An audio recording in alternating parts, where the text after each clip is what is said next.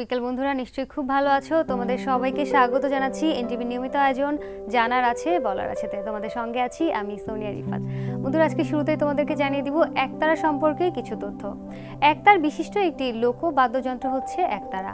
লাউ, বেল, নারকেল, সরু বাঁশ, কাঠ বা পিতলের খোল, একগাছি তার এবং এক টুকরো চামড়া দিয়ে তৈরি এই বাদ্যযন্ত্র সাধারণত বাউল, বৈরাগী এবং ভিক্ষুকরা বাজিয়ে থাকে। একসময় বাংলার বাউলরা একতারা বাজিয়ে মরমী গান গেয়ে পল্লীর পথে প্রান্তরে ঘুরে বেড়াতেন। ধারণা করা হয় একতারাই নানান ধরনের বীণা যন্ত্রের আদিরূপ।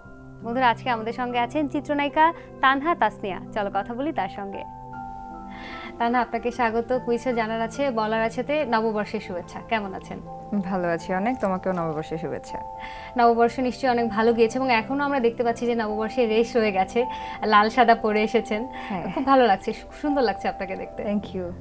আচ্ছা, জানতে চাই যে নববর্ষের দিনটা কেমন কাটলো? নববর্ষের হ্যাঁ, যেহেতু পরশু দিনই গেল, নববর্ষের রেশ তো আমার মধ্যে রয়েই গেছে। আমি এখনো বৈশাখের মধ্যেই আছি, কারণ পহেলা বৈশাখটা তো আর বৈশাখ না, পুরো মাসটাই তো বৈশাখ। সো আর নববর্ষের দিনটা আমার খুব ভালো গেছে। আমার একটা প্রোগ্রাম ছিল ডায়মন্ড গ্যালাক্সিতে, সেটাতে যাওয়ার পরে তারপর ফ্যামিলিতে কিছু গেট টুগেদার ছিল, এগুলোতে অ্যাটেন্ড করে মোটামুটি অনেক ভালো গিয়েছে আমার দিন। আচ্ছা, খুব ভালো একটা পহেলা বৈশাখ কেটেছে। একটু প্রিপারেশন জানতে চাই যে পহেলা বৈশাখ উদযাপনের জন্য নিশ্চয়ই বেশ অনেকদিন ধরে একটা প্রিপারেশন থাকে। কি কি প্রিপারেশন ছিল?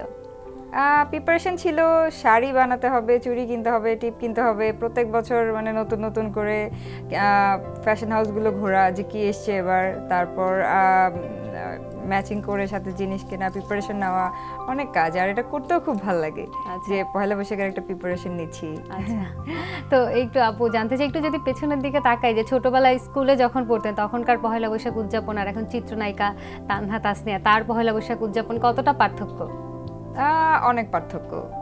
আগে ছোটবেলায় তো টোটালি আমি ফ্যামিলি ওরিয়েন্টেড ছিলাম, তো তখন পয়লা বৈশাখে হতো কি যে আব্বু আম্মুর সাথে সকালবেলা উঠে নাস্তা করে ইলিশ পান্তা এগুলো খেয়ে তারপরে বাইরে কোথাও আব্বু আম্মুর সাথে বেড়াতে যেতাম বা কোনো রিলেটিভদের বাসায় যেতাম, এভাবে কাটতো আমার পয়লা বৈশাখ। হ্যাঁ, পোশাক নতুন সববারই পরতাম। আর এখন ডিফারেন্স হচ্ছে যে এখন এফডিসিতে প্রোগ্রাম হয়, সেখানে যাওয়া লাগে, সেখানে অনেক সময় পারফর্ম করা লাগে যদি কালচারাল প্রোগ্রাম হয়। তারপর পয়লা বৈশাখে অনেক ভক্তদের শুভেচ্ছা আসে, আমার সবাইকে শুভেচ্ছা জানাতে হয়। সো এই বিষয়টা একটু ডিফারেন্ট আর কি এখন। আচ্ছা, আগে যেমনটা ছিল যে খুব মানে খুব কাছের বন্ধুদের সঙ্গে ঘোরা হতো, ফ্যামিলির সঙ্গে টাইম স্পেন্ড করা হতো, এখন আসলে অনেকের সঙ্গে সময় দিতে হচ্ছে, অনেক প্রোগ্রামে যেতে হচ্ছে। হ্যাঁ, প্রফেশনালি যেমন একটা প্রোগ্রামে গেলাম দুপুরবেলা, তারপর এফডিসিতে যাওয়া, এই দুটো তো মাস্টই করতে হবে। আচ্ছা, তো এই যে আজকে আমরা দেখতে পাচ্ছি পহেলা বৈশাখের রেশ রয়ে গেছে, এই রেশটা কতদিন থাকবে? আমি তো পহেলা বৈশাখটা আমার পার্সোনালি খুবই পছন্দের একটা উৎসব। ঈদ আর পহেলা বৈশাখ এই দুইটা হচ্ছে আমার সবচেয়ে পছন্দের। সো দেখি কতদিন রাখা যায়। আচ্ছা, মানে বৈশাখটাকে ধরেই পুরো মাসটা আসলে কাটাতে চাইছে। আচ্ছা আপু, এই বৈশাখে আরো একটা সুখবর আমরা পেয়েছি যে খুব সম্প্রতি আপনার একটি সিনেমা রিলিজ হবে, একটি সিনেমার কাজ শেষ করেছেন, ভালো থেকো আরিফিন শুভর সঙ্গে। সেই সিনেমা সম্পর্কে একটু জানতে চাই একদম শুরু থেকে, যে আপনাকে যেদিন কাস্ট করা হলো সেই দিনের অনুভূতি এবং সেই ঘটনাগুলো জানতে চাই। আচ্ছা, আমি যে মুভিটা করছি ভালো থেকে ওটা শেষ করে আসলাম রিসেন্টলি। এটার ডিরেক্টর হচ্ছে জাকির হোসেন রাজু, আর এটা হচ্ছে অভিকথা চিত্র ব্যানার থেকে হচ্ছে। এই মুভিটা মানে আমার লাইফে একটা মেমোরেবল মুভি হয়ে থাকবে, কাজ এই মুভিটার সাথে অনেক এক্সপেকটেশন জড়িত আমার। আর রাজু স্যার যেদিন আমাকে কাস্ট করে সেদিন রাজু স্যার যে প্রোডাকশন হাউস এখানে এসছে, আমি চুপচাপ বসে আছি, স্যার গল্প শোনাচ্ছে, আমি গল্প শুনছি। আর তখন স্যার হচ্ছে কি আমাকে বলতেছে যে তুই যেরকম আমার ঠিক এরকমই একটা ক্যারেক্টার দরকার ছিল, তুই একদম আমার ক্যারেক্টারের সাথে খুব যাবি রে, তোকে নিয়ে আমার মানে আমি খুব হ্যাপি যে আমার ক্যারেক্টারে এরকম একটা চুপচাপ একটা ইনোসেন্ট একটা মেয়ে যাবে। তো ওইটা খুব ভালো লাগার ছিল। যে যখন গল্প করে শোনাচ্ছিলেন তখন নিশ্চয়ই আপনি জানতেন না যে আপনাকেই আসলে বলা হবে এই ক্যারেক্টারের জন্য? না, জানতাম। আচ্ছা, সেটা জানতাম, স্যারের সাথে সাইনিং হওয়ার পরেই বসেছিলাম। আচ্ছা আচ্ছা, তো তারপরে স্যারের এই কথা তো সোহানা সোহাগা এক কথায় বলতে গেলে। আর গতবার কাজ শুরু করেছি, গত বছরের লাস্টের দিকে কাজ শুরু করেছিলাম, 2টা গান শেষ করলাম। তারপর রিসেন্টলি নেপালে গানের শুটিং গুলো শেষ করে চলে এসেছি। শুটিং স্পট কোথায় কোথায় শুটিং হলো সবকিছুই জানবো, তার আগে একজন বন্ধু আছে, একটা ফোন কল নিয়ে আসি। শিওর। হ্যালো, কে আছো? আমার নাম আনিশা। আনিশা, কেমন আছো? আমি ভালো আছি, আপনি কেমন আছেন? আমি খুব ভালো আছি। কোন ক্লাসে পড়ো তুমি? আমি ক্লাস 5 এ। ক্লাস 5-এ, বাহ চমৎকার, খুব সাহস সঞ্চয় করে ফোন করেছো, অনেক ধন্যবাদ। কোন বিভাগ থেকে প্রশ্ন করব বলো? ছোটদের পার্লামেন্ট। ছোটদের পার্লামেন্ট, ঠিক আছে। ছোটদের পার্লামেন্ট থেকে প্রশ্ন করছি তোমার জন্য। প্রথম প্রশ্ন, কোন দেশের জাতীয় ফোরাম বলা হয় কোনটিকে? অপশন ক আইনসভা, অপশন খ বিচার বিভাগ, অপশন গ প্রশাসনিক ব্যবস্থা। অপশন খ বিচার বিভাগ। অপশন খ বিচার বিভাগ নিলাম, কিন্তু দুঃখিত বন্ধু, উত্তরটি ভুল হলো। সঠিক উত্তরটি বলে দিচ্ছি, অপশন ক আইনসভা। তুমি অনেক ছোট্ট বন্ধু, অনেক সাহস করে ফোন করেছে, এজন্য অনেক ধন্যবাদ। আবার চেষ্টা করবে। আরেকজন বন্ধু আছে। হ্যালো, কে আছো? হ্যালো, আসসালামু আলাইকুম আপু। ওয়ালাইকুম আসসালাম, নাম বলো। আমার নাম আজিব। কেমন আছো তুমি? ভালো আছি। কোন ক্লাসে পড়ো? ক্লাস 6। ক্লাস 6, বাহ ঠিক আছে। কোন বিভাগ থেকে প্রশ্ন করবো বলো? বাংলার মুখ। বাংলার মুখ, ঠিক আছে। বাংলার মুখ থেকে প্রশ্ন করছি তোমার জন্য। প্রথম প্রশ্ন, ইউনেস্কো বাংলাদেশের কোন গানকে মানবতার ধারক বলে স্বীকৃতি দিয়েছে? অপশন ক বাউল গান, অপশন খ জারি গান, অপশন গ সারি গান। অপশন ক বাউল গান। অপশন ক বাউল গান নিলাম, বাহ চমৎকার, একদম সঠিক উত্তর। 2005 সালে 27 নভেম্বর এই ঘোষণা দেয়া হয়। অনেক ধন্যবাদ, অভিনন্দন। 500 টাকা সমমূল্যের বই রইল তোমার জন্য। পরের প্রশ্ন, দেশের একমাত্র মৎস্য গবেষণা ইনস্টিটিউট কোথায় অবস্থিত? অপশন ক কক্সবাজার, অপশন খ চট্টগ্রাম, অপশন গ ময়মনসিংহ। বলো। অপশন গ ময়মনসিংহ। অপশন গ ময়মনসিংহ নিলাম, বাহ চমৎকার, এই উত্তরটি একদম সঠিক। অভিনন্দন তোমাকে, 1000 টাকার সমমূল্যের বই পাচ্ছ তুমি। পরের প্রশ্নে কি যাব? না, যাব না, ঠিক আছে, অনেক ধন্যবাদ। আপু, জানছিলাম আপনার শুটিং স্পটগুলো নিয়ে। ভালো থেকে সিনেমার কোথায় কোথায় শুটিং হয়েছে? আর ভালো থেকো ঢাকার ভিতরেই, লোকেশনগুলো সিকোয়েন্সগুলো ঢাকার ভিতরেই ছিল। আর এফডিসিতে করেছি আমরা। বেসিক্যালি এটা সেট বানিয়ে এফডিসিতে করা হয়েছে। ঢাকার বাইরেও কিছু কাজ ছিল না, সরি, ঢাকার ভিতরে কাজ ছিল আর দেশের বাইরে কাজ ছিল। দেশের বাইরে হচ্ছে আমরা গানে শুটিং করতে গিয়েছিলাম রিসেন্টলি নেপালে। তো এত সুন্দর লোকেশন, মানে গান, একটা রোমান্টিক গান ছিল আর একটা হচ্ছে ড্যান্স রোমান্টিক সং ছিল। তো দুইটা গানই আমরা নেপালে শেষ করে রিসেন্টলি এসেছি। আচ্ছা, নেপালে শুটিং করার অভিজ্ঞতা কি ভালো থেকে সিনেমা থেকেই, নাকি এর আগে আরো তো 2টি সিনেমা করেছেন, সেগুলো নিয়ে আমরা কথা বলবো। একটু জানতে চাই যে বাইরে, দেশের বাইরে শুটিং করার অভিজ্ঞতা আছে কিনা? না, এটাই ফার্স্ট ছিল। নেপালে আমার ফার্স্ট টাইম ছিল, আর শুটিং এর দেশের বাইরে শুটিং করে এটাই ফার্স্ট ছিল। আপু, আপনার সঙ্গে কথা বলছিলাম, জানছিলাম আপনার শুটিং স্পটগুলো সম্পর্কে। গান কয়টি রয়েছে এই সিনেমাতে? এই সিনেমাতে টোটাল 4টি গান রয়েছে। এর মধ্যে 3টা গান স্যাভি করেছে কলকাতা থেকে, আর একটা গান ভয়েস দিয়েছে ইমরান, আর একটা গান হচ্ছে শফিক তুহিন করেছে। আচ্ছা, মিউজিক ডিরেক্টর কে আছেন? মিউজিক ডিরেক্টর আসলে স্পেসিফিক কেউ নাই, দেখা গেছে যে বেসিক্যালি বলতে গেলে কলকাতা স্যাভি করেছে, আর শফিক তুহিন আছে একটা গানে। আচ্ছা, তো আপু শুরুতেই আপনি বলছিলেন যে পরিচালক জাকির হোসেন রাজু আপনাকে বলেছিলেন যে তোমার সঙ্গে আমার এই সিনেমার চরিত্রের, মানে এই চরিত্রটা খুব মানাবে, যাবে। তো আমি একটু চরিত্র সম্পর্কে জানতে চাই, চরিত্রটার নাম কি, কি ধরনের চরিত্র সেটা? রাজু স্যার বলেছিল, রাজু স্যারের এটা একটা ড্রিম প্রজেক্ট ছিল, স্যারের নিজের গল্প একদম। স্যার অনেকদিন ধরে ইচ্ছা এই গল্পটা বানাবে। তো চরিত্রটা মানে আমার মতো ছিল, লাইক ইউনিভার্সিটি পড়ুয়া একটা মেয়ে। ক্যারেক্টারটার নাম হচ্ছে নীলা, যে কিনা ইউনিভার্সিটিতে পড়ে আর বাবা মার খুব আদরের বাধ্যগত একটা মেয়ে, যে কিনা বাবা মার কথা ছাড়া এক চুলো নড়ে না, এরকম আর কি। খুব শান্ত স্বভাবের, আর কেউ কিছু বললে জাস্ট একটু স্মাইল করে, এরকম। খুব মানে খুব ওভার কিছু না, সিম্পল আর কি। একটু মানে একটু গল্প যদি আরেকটু আমরা জানতে পারি। কিসের গল্প? মানে সিনেমার গল্প না, পুরোটা জানতে চাচ্ছি না, অবভিয়াসলি সব দর্শকরা সেটা হলে গিয়ে দেখবে, বাট তারপরেও কিছু থাকে না যে আমরা আরেকটু যদি জানতাম যে আরিফিন শুভর ক্যারেক্টার সেখানে কি আছে বা গল্পটা কি? আরিফিন শুভ এখানে আর্কিটেক্ট থাকে, আর এমন একটা ক্যারেক্টার প্লে করেছে যে লাইক থাকে না যে পুরা ফ্যামিলির একটা জান থাকে, যে একটা ফ্যামিলিকে পুরা মাতিয়ে রাখে, এরকম একটা ক্যারেক্টার প্লে, খুবই চমৎকার একটা ক্যারেক্টার প্লে করেছে। আর আমার এখানে আরেকটা হিরো আছে আসিফ ইমরোজ, সে একটু অ্যারোগেন্ট টাইপের একটু ক্যারেক্টার একটা প্লে করেছে, খুব রিচ থাকে। তো আমার সাথে তার একটা টাইমে বিয়ের কথাবার্তা হয় এরকম, আর বেশি কিছু বলা যাবে না হলে। আমরা আর বেশি কিছু জানতেও চাই না, আশা করছি দর্শকরা হলে গিয়ে বাকিটা দেখতে পারবে। আমি একটু জানতে চাই যে আরিফিন শুভর সঙ্গে কাজ করতে কেমন লেগেছে, অভিজ্ঞতাটা জানতে চাই। অভিজ্ঞতা অনেক ভালো, অনেক মজার। আমি বলবো শুভ ভাইয়ের সাথে আমি বারবার কাজ করতে চাই, কারণ সে তার কাছ থেকে এত বেশি কিছু শেখার ছিল, আর এত মানে এত দুষ্ট আর এত ফ্রেন্ডলি, মানে থাকে না যে কাজ করতে একটু নার্ভাসনেস বা কোনো কিছুই হয়নি। ভাইয়া এত ফ্রেন্ডলি ছিল যে কাজটা খুব ইজিলি করতে পেরেছে। আচ্ছা, এবং সবসময় বলছিলেন যে খুব ফ্রেন্ডলি, সবসময় মাতিয়ে রাখতেন নিশ্চয়ই আপনাদেরকে, কাজটা করতেও সেজন্য অনেক বেশি সুবিধা হয়েছে। সেম একদম, যখন আমরা শুটিং করছিলাম তখনও দুষ্টামি করে একদম কথাবার্তা বলে সবাইকে, দেখা যাচ্ছে আমি সেলফি তুলছি, মাঝখান দিয়ে এসে ঢুকে যাবে, এই করবে সেই করবে, তারপর মানে দুষ্টামির কাকে বলে, খুবই দুষ্ট ভাইয়া। তো কখনো বোর লাগেনি, কখনো খারাপ লাগেনি, খুব মজা করে আমরা শুটিংটা শেষ করেছি। ইভেন আমার কষ্ট লাগছে যে শুটিংটা কেন তো তাড়াতাড়ি শেষ হয়ে গেল। আচ্ছা, তো শুটিং এর এত মজার কথা বলছিলেন, নিশ্চয়ই খুব আনন্দ হয়েছে। কোনো মজার ঘটনা কি আমরা জানতে পারি এই মুহূর্তে শুটিং স্পটের? শুটিং স্পটে স্পেশাল কোনো মজার ঘটনা নেই, বাট রিসেন্টলি গান করতে যে নেপালে যেটা হয়েছে যে গান করতে যে আমরা ভেবেছি যে এত বেশি যে ঠান্ডা হবে নেপালে, সেটা আমরা মনে হচ্ছে আচ্ছা ঠিক আছে নর্মাল। তো আমরা আমাদের দেশে শীতে আমরা যে নর্মাল সোয়েটারগুলো পরি সেগুলো নিয়ে আমি তো খুব একটা গায়ে লাগাইনি যে কতটুকার হবে। তো নেপালে গেলাম, যাওয়ার পরে তো আমরা যে গানের ড্রেসগুলো পরেছি এগুলো অফ শোল্ডার ব্যাকলেস এরকম ছিল, রোমান্টিক যে গাউনগুলো থাকে।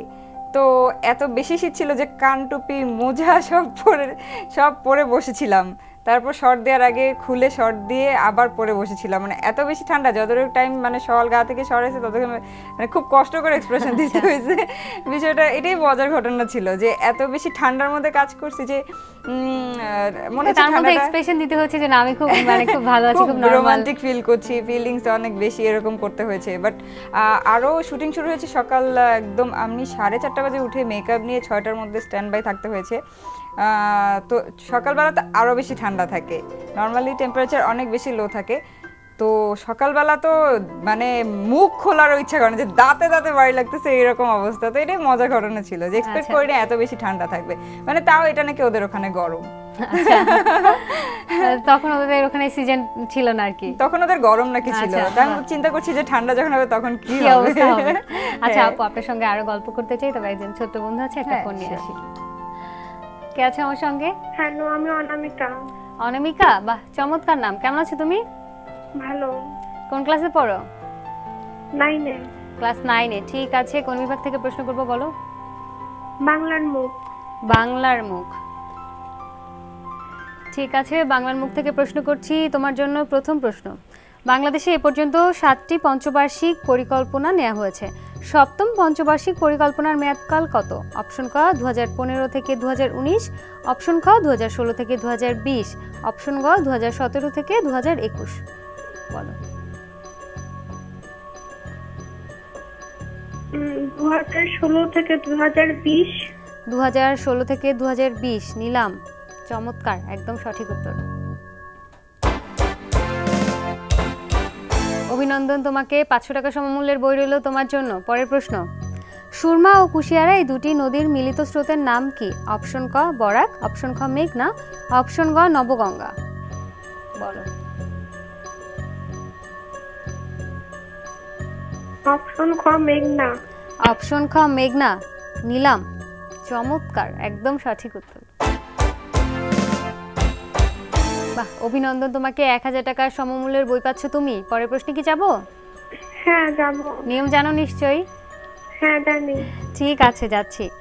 বাংলাদেশের কোন জেলায় হাজং নৃগোষ্ঠী বাস করে? অপশন ক দিনাজপুর, অপশন খ বান্দরবান, অপশন গ নেত্রকোনা।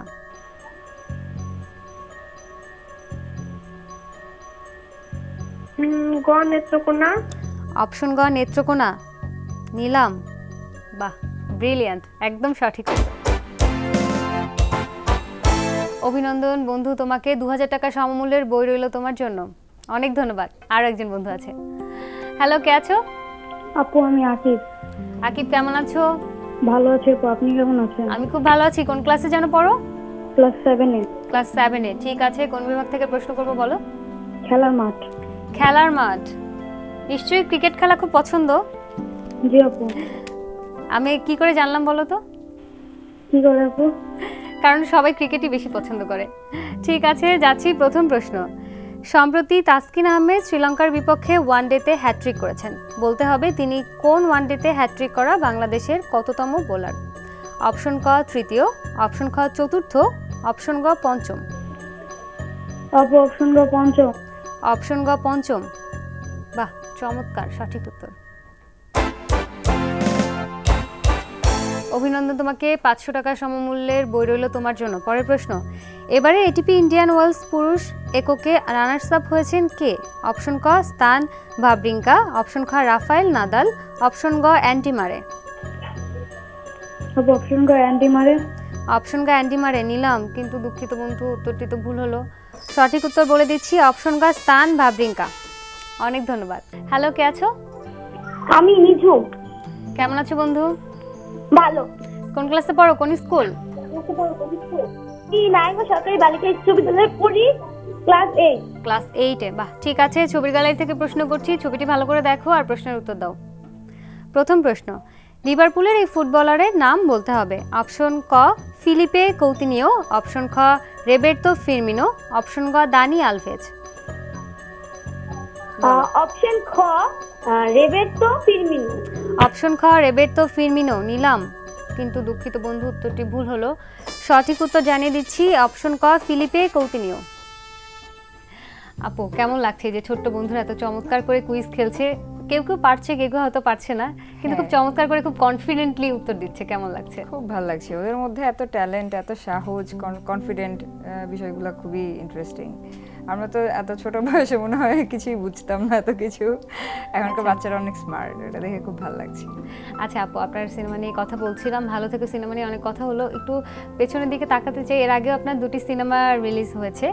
প্রথম সিনেমার গল্পটা একটু শুনতে চাই, কারণ আমি যতটুকু জানি যে আপনার মিডিয়াতে আসা প্রথম সিনেমাটা দিয়ে ভোলা তো যায় না তারে, রফিক শিকদারের একটি সিনেমা, তো সেখানে আসার গল্পটা একটু শুনতে চাই। আসার গল্পটা খুবই মজার, মানে আমাকে নিয়ে প্রথম নিউজ হয়েছিল যে ফেসবুক থেকে সিনেমার নায়িকা। বিষয়টা এরকম ছিল, ইন্টারেস্টিং বিষয়টা এরকম ছিল যে ফেসবুকে নীরব আমি ফ্রেন্ড ছিলাম, তারপর মাঝে মাঝে হাই হ্যালো কথাবার্তা হতো। হুট করে একদিন মুভির প্রপোজালটা দিল, দেওয়ার পরে আমি সিরিয়াসলি নেইনি। আমি ভেবেছি যে মিডিয়ার লোক এমনি বলছে হয়তো বা, কারণ এর আগেও অনেক নাটক, অনেক কিছুর অফার আসতো ফেসবুকে, বাট আমার তো প্ল্যান ছিল না যে মিডিয়াতে কাজ করবো বা আসবো। তো তারপর দেখলাম যে নীরব বিষয়টা সিরিয়াসলি বলছে, তো বলার পরে আর চিন্তা করে দেখলাম যে আচ্ছা ঠিক আছে, দেখি ট্রাই করে কি হয়। তারপর আমরা বসলাম, বসে কথাবার্তা বললাম। সবচেয়ে বড় কথা যেটা, মুভির গল্পটা এত বেশি সুন্দর ছিল, একটা উপন্যাস অবলম্বনে ছিল। ভোলা তো যায় না তারে যে মুভিটা, এটা হচ্ছে পদ্মাপাড়ের পার্বতী একটা উপন্যাস থেকে ছিল, আর একদম সেন্ট্রাল ক্যারেক্টার। সো সবকিছু মিলায় শুরু করে দিলাম। শুরু হয়ে গেল সিনেমাতে পথ চলা চিত্রনায়িকা হিসেবে। একটু পরিবারের গল্প জানবো, যে যখন আপনি এই সিনেমাতে কাজ করার অফারটা পেলেন, নিশ্চয়ই পরিবারের সঙ্গে সেটা শেয়ার করেছিলেন, তাদের অনুভূতি কেমন ছিল? তাদের অনুভূতি তো আকাশ থেকে পড়েছে, এরকম একটা অবস্থা যে মানে কথা নাই বার্তা নাই, নাটকও না, নাটকটা তাও মানুষ একটু নেয়, সিনেমা কিভাবে সম্ভব? তো আব্বু আম্মু তো আব্বু বলতেছে মজা করো না, সরো, এখন মজার মুডে নেই। আমি বলতেছি না সিরিয়াসলি। তারপর আব্বু তো অবাক যে বিবিএ করছো তুমি, সিনেমা মানে তাইলে কি, কেমনে কি, এরকম এরকম বলতেছিল। পরে যখন বললাম যে ঠিক আছে, তুমি ওদের সাথে, ডিরেক্টর যে হিরো আছে নীরব, রফিক শিকদার, ওনাদের সাথে একটু বসো, কথা বলো, যদি তো মানে আব্বুকে এমনভাবে কনভিন্স করেছি যে একটু পাম টাম দিয়ে, যে যদি তুমি বলো তাহলে করবো, তুমি না বললে করবো না, সমস্যা নেই। পরে আব্বু কথাটা তো বলে দেখলো যে না, ভালোই, খারাপ না। তিনি তো খুশি হয়ে গেছেন যে মেয়ে আসলে মানে আমার কথার উপরে ডিপেন্ড করছে না। হ্যাঁ সেটাই, আব্বু এটাই একটু খুশি হয়ে গেছে। আমি হ্যাঁ তুমি যেটা বলবো সেটা, আমার কোনো প্রবলেম নেই। আব্বু এমনি একটু ইয়ে ছিল, আব্বুর ফ্রেন্ডরা অনেকে মিডিয়া রিলেটেড ছিল, তারা অনেক বলেছে যে ভাস্তিকে দাও, এটা করাই, ওটা করাই, নাটক করাই, প্রোগ্রাম হোস্ট করাই, হ্যাঁ মিউজিক ভিডিও করাই। আব্বু না না না, আমার মেয়েকে দিব না, করবো না, এরকম। তো হুট করে আব্বু এরকম করছে, তো পরে আমি আব্বুকে বললাম আব্বু তুমি যেটা বলো সেটাই। তারপর এটা শুনে একটু কনফিডেন্ট গ্রো করলো যে না, তাহলে তো আমি যেটা বলবো আমার মেয়ে সেটাই করবে। খুব প্লিজড সে হয়ে তারপর কথা বলে দেখলো যে না। তারপর আমাকে বলতেছে যে ঠিক আছে তুমি করতে পারবা, তবে একটা শর্ত আছে। কি? বেছে বেছে তোমাকে ভালো কাজ করতে হবে, উল্টাপাল্টা কিছু করতে পারবা না, আমার মান সম্মান যায় এরকম কিছু করতে পারবা না। আচ্ছা ঠিক আছে, করবো না। আচ্ছা বাহ, চমৎকার চমৎকার, এবং সেখান থেকেই পথে চলা শুরু। হ্যাঁ আচ্ছা, আপু যে বলছিলেন যে এর আগে কোনো ধারণাই ছিল না, অনেক অফার পেয়েছিলেন কিন্তু কাজ করা হয়নি, তো এটা যেহেতু প্রথম ক্যামেরার সামনে দাঁড়ানো, সেটাও বড় পর্দার জন্য, তো সেই অভিজ্ঞতাটা একটু জানতে চাই। সেই অভিজ্ঞতা খুব মজার ছিল। আমি স্টিল ক্যামেরার সামনে অনেকবার দাঁড়িয়েছি, ফটোশুট এগুলো মানে ডিএসএলআর দিয়ে ছবি তোলা যেটা হয়, কিন্তু ভিজুয়াল ক্যামেরার সামনে আমি কখনো দাঁড়াইনি। আর আর আমার ফার্স্ট শুটিংটাই পড়েছিল ঢাকা ইউনিভার্সিটিতে। তো ঢাকা ইউনিভার্সিটিতে পড়ার কারণে এত লোকজন, এত ছাত্ররা ছিল চতুর্দিকে, শুটিং দেখলে তো মানুষ ক্রাউড করে, স্বাভাবিক। আমার তো মানে আমি ঘামতেছিলাম লিটারেলি, যে কিভাবে করে মানুষ, কিভাবে করব আমি। তো আমি খালি দোয়া করতেছি, আল্লাহ যেন শুটিংটা না হয়, যেন শুটিংটা না হয়, যেন শুটিংটা না হয়, দোয়া করতেছি কোনো কারণে যেন এটা আসলে প্যাকআপ হয়ে যায়, কোনো কারণে যেন না হয়, কোনো কারণে। আমি ডিরেক্টরকে বলেছিলাম যে ভাইয়া আমি ফার্স্টের দিন ইনডোর করি, আমরা এফডিসির ভিতরে করি, তাও তো একটু রেহাই পাবো। না না না, ওইটা দিয়ে শুরু করতে হবে, তুমি পারবা, তোমার মধ্যে সেই কনফিডেন্স আছে, তুমি পারবা, এভাবে বলে সে আমাকে খুব রেডি করছে। তা আমি মনে হচ্ছে কিভাবে করবো, পরে ভেবে আস্তে করে আবার শুটিং করতে যেয়ে দেখি আব্বু বরাবর, পরে আরো পারছিলাম না, পরে বললাম, পরে আব্বু বুঝতে পারছে হয়তো, আমি আব্বুকে দেখে আরো বেশি নার্ভাস ফিল করছি, এবার আব্বু সরে গেছে, তারপরে চেষ্টা করে একটু করে। আচ্ছা, কতবার টেক নিতে হয়েছিল একদম প্রথম শটের কথা যদি? না বেশি না, 1-2 বারই নিতে হয়েছিল, কাজ আমি স্ক্রিপ্টটা পড়া ছিল আগেই, সো কি করতে হবে জানা ছিল। আমার মধ্যে নার্ভাসনেসটা ছাড়া বাকি সবকিছুই ঠিক ছিল। আচ্ছা, বাহ, চমৎকার। এই শুটিং এর আগে কি মানে রিহার্সাল বা এই ধরনের কিছু হয়েছিল, নাকি একদম সরাসরি স্পটে শুটিং হলো? না, আমি স্ক্রিপ্টটা নিয়ে অনেক রিসার্চ করেছিলাম নিজে, ডায়লগগুলো কিভাবে ডেলিভারি দিব, মিররের সামনে যেগুলো করা হয়, বাসায় প্র্যাকটিস করেছিলাম। হ্যাঁ, ইভেন মুভি করার পারমিশন দেওয়ার পরে আব্বু আমার সাথে স্ক্রিপ্ট নিয়ে, আব্বু হিরোর ডায়লগগুলো বলছে, আমি হিরোইনের ডায়লগগুলো বলছি, এভাবে আব্বু আমাকে অনেক প্র্যাকটিস করিয়েছে। তো এইভাবে আসলে প্রিপারেশন নেওয়া। বাহ, চমৎকার। তো এই সিনেমা যখন রিলিজ হলো, পরিবারের সবাইকে নিয়ে নিশ্চয়ই দেখা হয়েছে, তখন তাদের অনুভূতিটা কেমন ছিল? অনুভূতি খুব ভালো ছিল। মানে আমি মুভি রিলিজ, আমি কি করবো, দেখ আমার আগে আব্বু আম্মু উঠে রেডি হয়ে গেছে, ঠিক আছে, সে মুভি রিলিজ, সব রিলেটিভদের ফোন দেওয়া শেষ, সবাই তো মুভি দেখবে, এই করবে সে করবে, তো সবাই দেখতে আসবে একটা হলে, আমরা সবাই দেখতে যাবো এরকম। তো মুভি দেখলাম, মুভির খুব ভালো রেসপন্স পেলাম। মুভি দেখে বেরিয়ে আব্বু তো আমাকে হাক করে লিটারালি, মা অনেক ভালো হয়েছে, অনেক ভালো করেছে।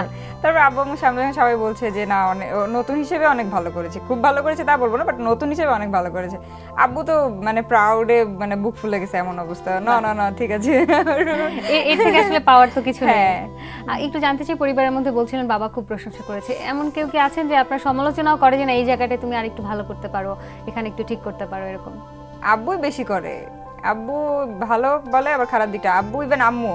আমার আম্মু হচ্ছে আমার সবচাইতে বড় ফ্যান, মানে আমার কোনো প্রোগ্রাম সে মিস করবে না, আবার সেটা পারলে মোবাইলে রেকর্ড করে রাখবে, ভিডিও করে রাখবে, আবার রিলেটিভদের ফোন করে বলবে যে ওর প্রোগ্রাম যাচ্ছে। আম্মু খুব বেশি, আব্বু তো বাসায় থাকে না, সো ওইভাবে দেখা হয় না। আম্মু বেশি সাপোর্ট করে এগুলাতে, আর সমালোচনাতে বেশি আম্মুও করে, আব্বুও করে, যেটা খারাপ লাগলে তোমার এটা ঠিক হয় না সামনেই বলে ফেলে মানুষজন। আচ্ছা, মানে পরিবার থেকে আসলে সাপোর্টটা খুব পাওয়া হয় যে না, এই জায়গাটা আমি ভালো করতে পারবো বা এটা ঠিক করতে হবে। অনেক ধন্যবাদ আপু আজকে আমাদেরকে সময় দেওয়ার জন্য।